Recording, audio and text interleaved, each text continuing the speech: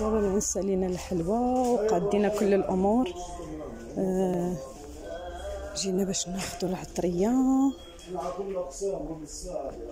اللي غادي نطيب بها.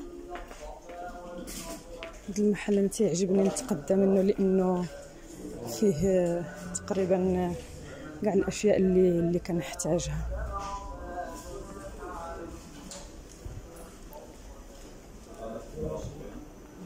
طبعا الطبخ المغربي يعني بسيبيسه، نويويره، قعقله،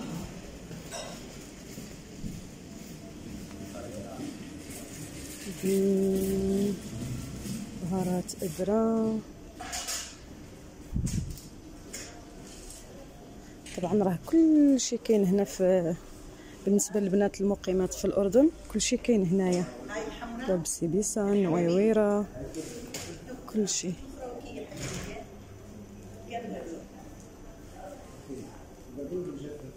طبعا بسيبيسه تقول لهم فلنجه، سميتها الفلنجه، بدي فلنجه فلنجه.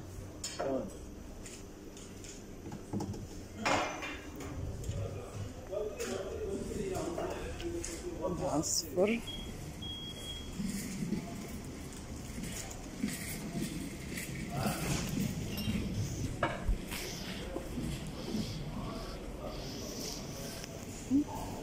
راس الحانوت ها هو خلاط. شفتوا هاي كل شيء فين، سيبيسان، نويويره، كل شيء. انت تقريبا نفس راس الحانوت، غير ضايفين عليها هنا لهاد الليمون، مثلا تسميوها بهارات خليجيه، كان قريبه من راس الحانوت. زماجي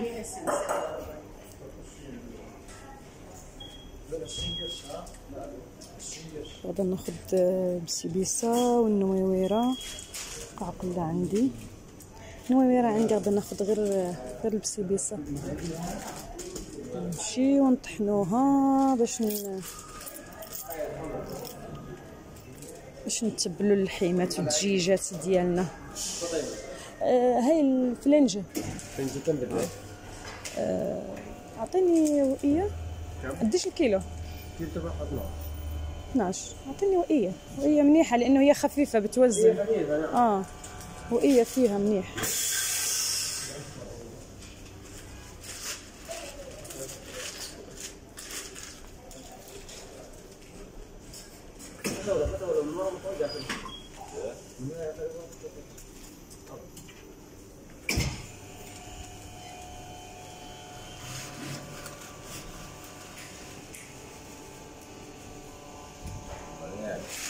طبعا انا غادي ناخذ البهارات قبل ما تسكرها، بس بدي اصورها الله يرضى عليك. لا في اي مشكله. لانه في ستات وصبايا هون ما بيعرفوا انها موجوده بالاردن. شفتوا بسيبيسه، نسميها بسيبيسه. سيبيسه. ممكن تجيك شي وحده مغربيه تقول لك بسيبيسه، تكون عارف شو هي. سيبيسه هي سيبيسه هي اسمها بالعربي الفصحى فلنجه. فلنجه اللي هي بالاصل زهره جوز الطيب. زهره جوز الطيب، هي الورده تاع الجوزه. هاي الاسم ديالها فلنجه. السعر الكيلو تاعها 12 دينار. شكرا، يسلموا. بقى لينا دابا غادي ناخذ القراصيه اللي هي البرقوق. هذا المحل واخا شويه غالي، شويه ماشي بزاف، ولكن بالمقارنه اللي بغيت نمشي انا الاماكن مثلا الشعبيه وبغيت نشري هذا الشيء، غادي ندفع مواصلات وغندفع نخلص بنزين. يعني هي داكشي اللي كنوفروا، هي هذيك. هذا قريب لداري، يعني اقل من 5 دقائق 3 دقائق تنكون فيه. هذه المحلات هذه اسمها محلات الكرنك، محامص الكرنك في شارع المدينه المنوره. بالنسبه للبنات اللي مقيمات في الاردن وحابين يوجدوا البهارات تاع رمضان والاشياء والخلطات تاع رمضان. شفتوها القعقله. طبعا شرينا العطريه، صابنا الحلوى، قدينا كل شيء. جيت لهذا المحل. هذا المحل اسمه ركن التوفير، فيه كل شيء، فيه المنظفات، فيه الأواني المنزلية، كل شيء. وفيه اللي بالنسبة للسيدات اللي كيعملوا من البيوت، فيه اللي هو مواد التغليف اللي هي هاد الصحون ديال الدليفري، الكاسات، كل ما يتعلق بالاكل والتغليف، اشياء الحلويات. هاد المحل انا تيعجبني وقريب للدار ديالي، فتنوفر مواصلات، وحتى الاسعار ديالو بالنسبه لي مناسبه جدا.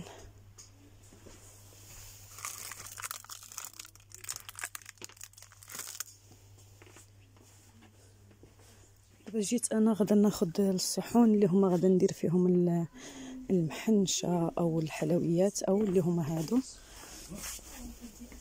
هاد الصحون تقريبا هذا الحجم اللي هو اللارج، تقريبا اعتقد هذا تقريبا قديش هذا كم سنتي، حدود تقريبا 55 60 سنتي اعتقد فيه، اللي هو اكبر حجم 50 55 اعتقد. لا مش جاب لي المتر، الله يرضى عليك. كم؟ لا هيك 40، لا استنعني، 20 40 يعني 50 تقريبا. شوف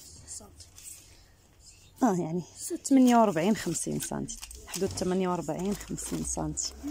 هذا الحجم الكبير غادي ناخذ منهم، حط لي اياهم الله يرضى عليك. وغدا ناخذ اللي هو ورق زبده، عنده تقريبا هنا جميع الاحجام. انا تناخذ هذه النوعيه بالنسبه للسيدات اللي تعملوا من البيوت، يحاولوا ياخذوا هذه الشركه هذه اللي هي الارزي، لانه شركه صراحه من النهار اللي بديت انا تنخدم، او من يوم بديت اشتغل شغلي هذا وانا تنتعامل مع هذه الشركه هذه، لانه المنتجات تاعهم رائعه جدا. لو سمحت بدي ورق زبده، بس بدي الحجم الكبير اللي هو نفس الكرتون.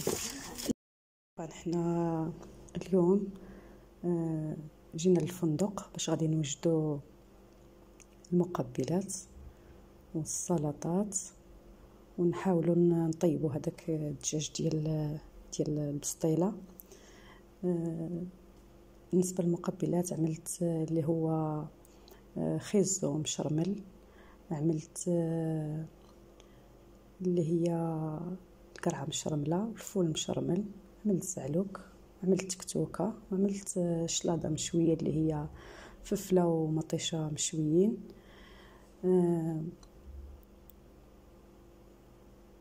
وعملنا انواع تانية السلطات، ولكن شي مغربيه، الشباب هما اللي عملوها، يعني خاصه بالمنيو ديال الفندق. هنايا لقيتهم مقشرين لي هاد خيزو اللي هو الجزر، مقشرينه قطعناه وشرملناه كيف ما كنقولوا هنا، يعني جزر متبل، يعني التتبيله ديالو تيكون فيها اللي هي الكزبره والبقدونس والثوم، كمون، فلفل احمر. هذه هي التتبيله ديالو، تنسميو احنا في المغرب خيزو مشرمل، يعني خيزو بالمغربي هو الجزر. وعملنا كذلك كيف ما قلت لكم الزعلوك اللي هو البتنجان، يعني شي حاجه قريبه من المتبل. هذه هنا التكتوكه اللي هي عباره عن بندوره مشويه وفلفل، بندوره مقشره وفلفل مشوي، تبلناته هو بالثوم والكزبر والبقدونس وفلفل احمر. هنايا هذه ورشه تاع الفول، هذه حفيظه الله يرضي عليها، الشيف حفيظه الرائعه. دائما فيما كتكون عندي شي ايفنت فيها هكا فيها تماره تجي تتعاونني، الله يرضي عليها. حفيظه الشيف الخاصه تاع معالي السفير المغربي في المملكه الاردنيه، عاونتني الله يرضي عليها. وهنا الشباب تيقطعوا لي اللي هو كيف ما قلت لكم الدنجال اللي غادي نديرو به الزعلوك. وهذه هي التتبيله ديال الزعلوك وجدناها باش نحاولوا نكسبوا الوقت. الفول منين قطعناه وقشرناه تبلناه هنايا درناه يطيب. وهذا الزعلوك حتى هوايا درنا له التتبيله حطيناه فوق النار باش نطيبوه نوجدوه. هذا الدجاج ديال البسطيله منين طيبناه حتى هوايا مع ديك شويه ديال الدغميره اللي بقات غادي نخلطوه فيها.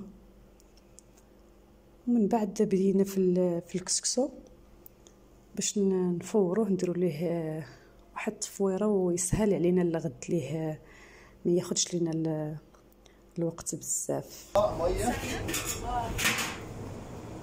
بلفها من هون بسلفها بس يكون شو اسمه يكون عالي على المي. عالي بدناش نحط فيها مي كثير هون. ايه ما بتجي هون بتيجي هون بتيجي. يمكن هذا راح يتفخر. هذا احسن لك يعني يمكن اذا فات البخار اللي فيه احسن. يعني عشان هيك ولعت لك اياه.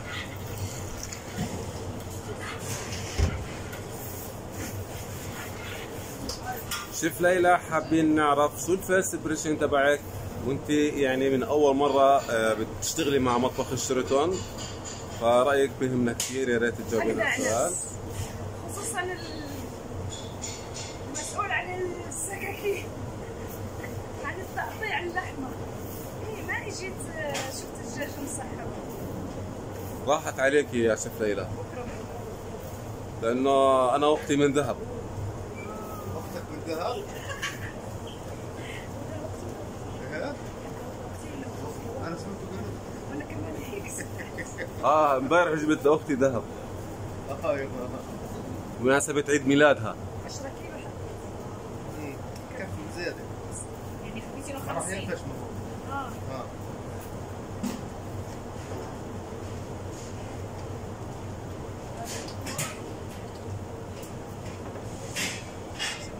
معنا هون الشيف ليلى الحين تحرك وش اسمه ذا ما ادري، ولكن حركات جميله. يا سلام يا سلام، ارض الملعب.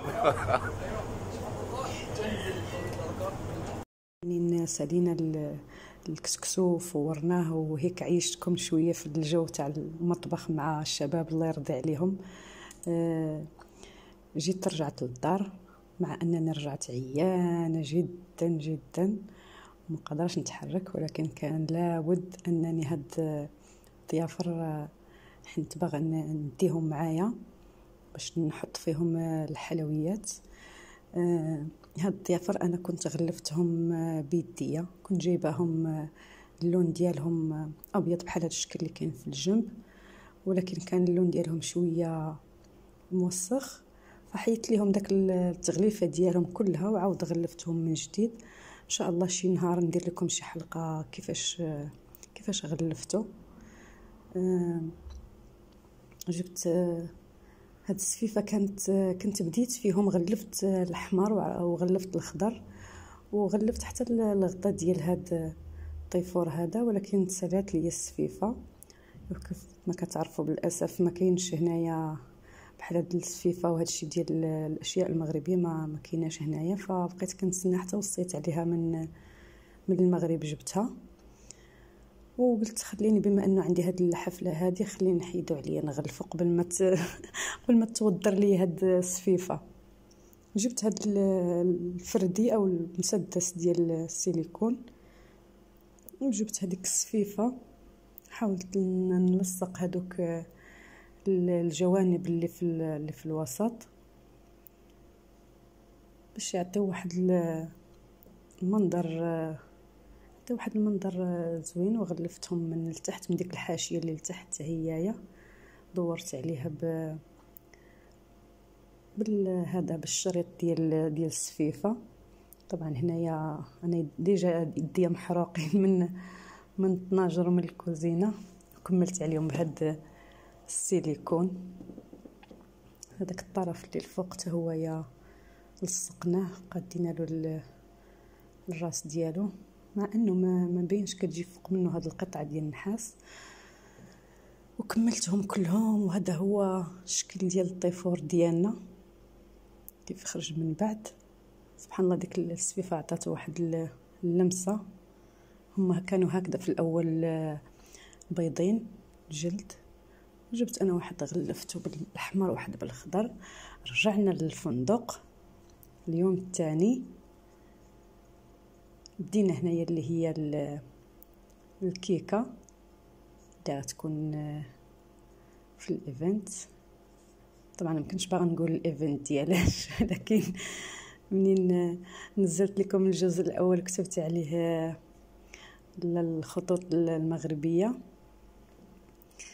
قلت خاصني نقول لكم بان هاد الكيكه هي تكون عباره عن طائره. هذه كانت اقتراح مني انا للشيف، دار هاد القطع هكا تبارك الله عليه، شاطر الشيف ديال البيستري مبدع. هو كان هذا هو الشكل النهائي ديال الطائره المغربيه. صراحه انا عجبني الشكل تاعها. صافي من بعد نزلت عاوتاني الكوزينه ديالي. هذا الدجاج فاش طيبناه، وهذا اللحم طبعا هادشي انا كنت مخلياه تيطيب وطلعت الفوق عند الشيف ديال البيستري. اللحم ها هو هنايا تيطيب.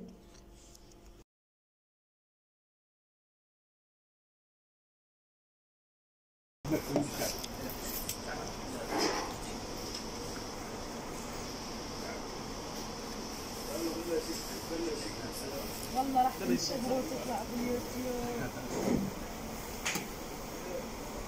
بكري وننزل لكم فيديو. نشترك في القناة ما اشتركت؟ ادفع عليه. لا ولا أنا. لا لازم نشترك. يلا ادخل على القناة. ما تروحوش ونسوي اشتراك.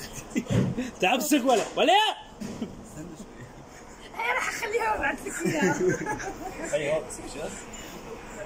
امسك ده اطلع بالكاميرا يا زلمه، ما تطلع صور. لوش انا نزلت فيديو.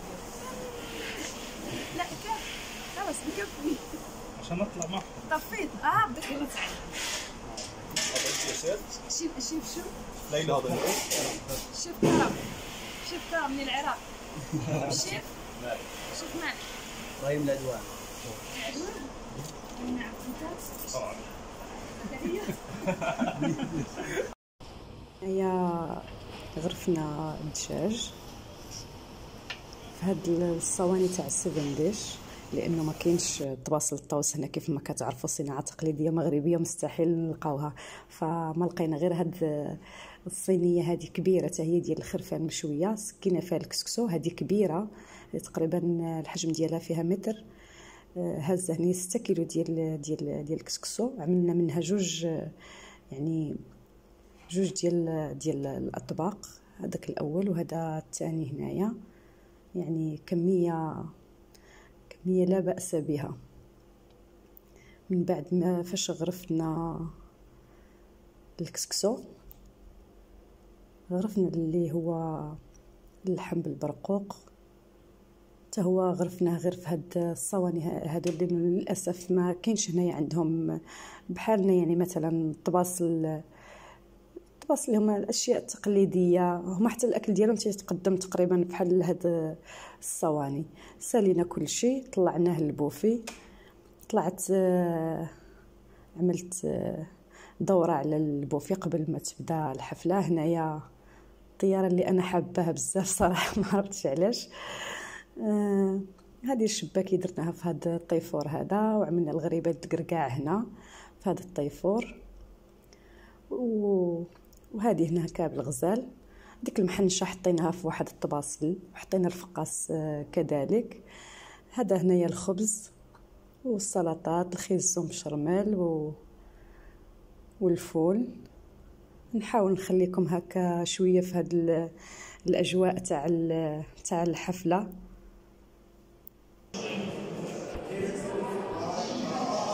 انا ضايل منه صح؟ كله ضايل منه. اني شفته قليل بس تمام نحط الكميه كلها. تمام. هلا الشاي كيف بدنا نعمله؟ هون عند الحلويات المغربيه. بس كذا نحطه هون مكان البوظه يعني؟ طاوله. اسمع، وبدي شاب يوقف الصوت. هسه في الابريق، وين هو اللي جاب الزلمه؟ صينيه وابريق. عبد الله فارس مدرب.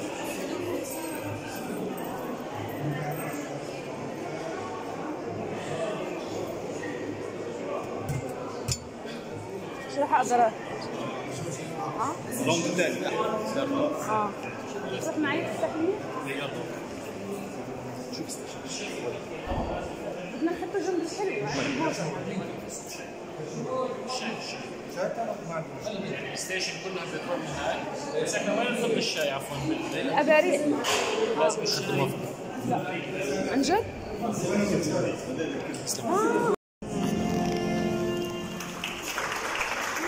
خلص. الله ان شاء الله يوصل. لا اديني فيديو عشان بدي انزل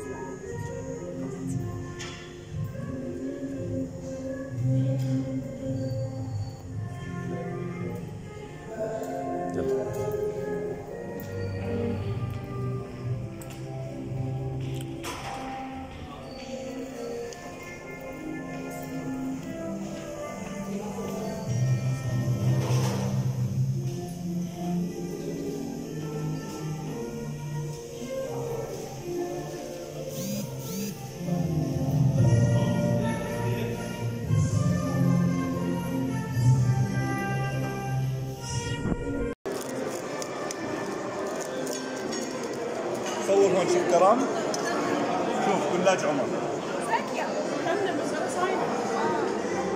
على فكرة على قد ما هي ساكتة بس في هيك كلها. يا عيني صحتين وهذا سلم عليك. على قلبي. شوف ليلى لا تهور شغلها. لو كنت في المعنى سنة تطلع شو اشتغل.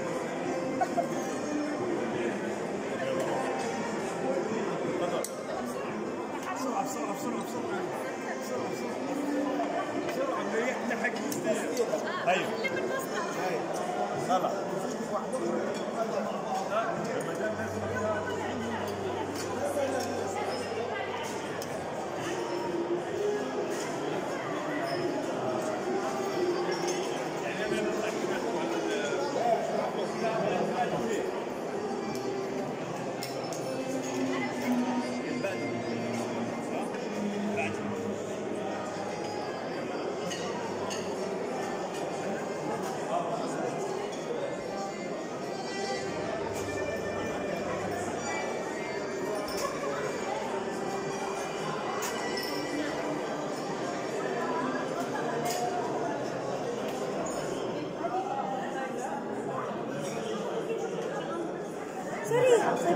سوري.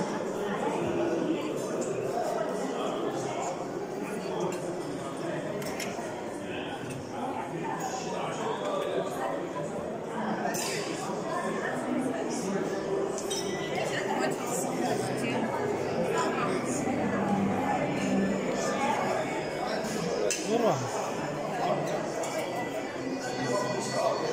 عيش. خريج تصوير شو؟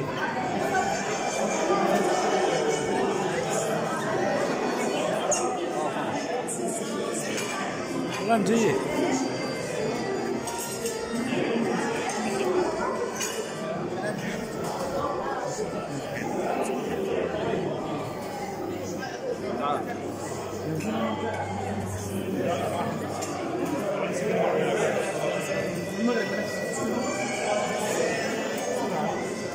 هاي يصير بقلاوه باللوز بالبريك يسموها بالبريك بس طيبه يصير ثقيله يا عم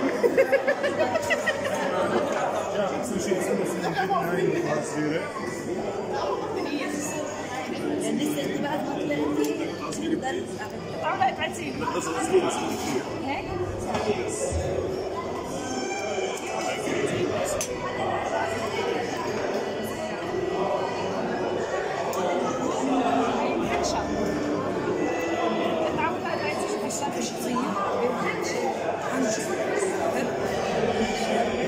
عنجو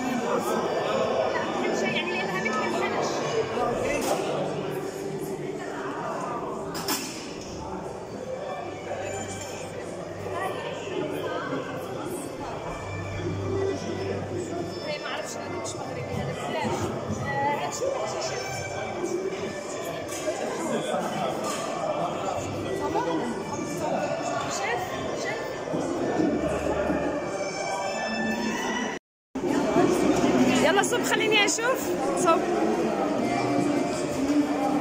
الله برافو عليك، صبة مغربية هذه.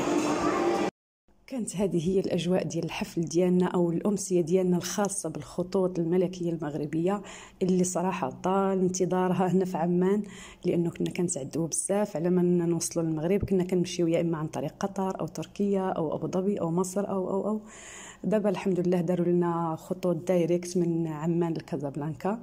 فالحمد لله كانت حفلة ناجحة بامتياز، يعني رغم التعب ورغم الستريس ورغم شد الأعصاب اللي كيعيشها الواحد في المطبخ. أنا نزلت لكم غير أجزاء بسيطة اللي هي فيها ضحك وفيها هذا، ما الواحد راه كيعيش أجواء الضغط، يعني كيتعصب وكيتنرفز بزاف ديال الأمور. نتمنى ان شاء الله الفيديو هذا عجبكم، ونتمنى نكون انا عارفه ان طولت عليكم بزاف. نتمنى الفيديو يكون نال اعجابكم. نتلاقاو ان شاء الله في فيديو قادم. دمتم في رعاية الله والى اللقاء.